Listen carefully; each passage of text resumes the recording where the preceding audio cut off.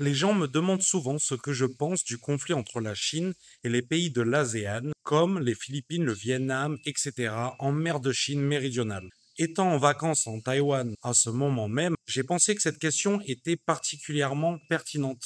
Vous voyez ici, je suis à Kaohsiung. Je ne suis pas un expert sur cette question, mais voici comment Victor Gao, un célèbre spécialiste chinois des relations internationales, l'explique. Et honnêtement, la plupart des Chinois seraient d'accord avec lui. Soyons réalistes, s'il devait vraiment y avoir un affrontement militaire, aucun pays de l'ASEAN, y compris les Philippines, ne pourrait rivaliser avec la Chine militairement. Premièrement, ce que vous voyez, ce sont des planificateurs militaires, pas des missiles ni des avions de chasse. Ce n'est pas de la faiblesse, c'est de la retenue de la part de la Chine. Deuxièmement, l'histoire. La frontière occidentale des Philippines a été tracée en 1898 lorsque l'Espagne a cédé le pays aux États-Unis, à l'est du 118e méridien. Mais les îles aujourd'hui disputées se trouvent en dehors de cette limite. Troisièmement, le droit international.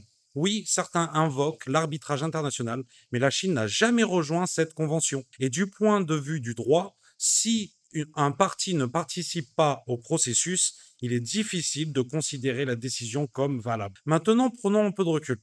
La Chine ne veut pas de chaos en mer de Chine méridionale.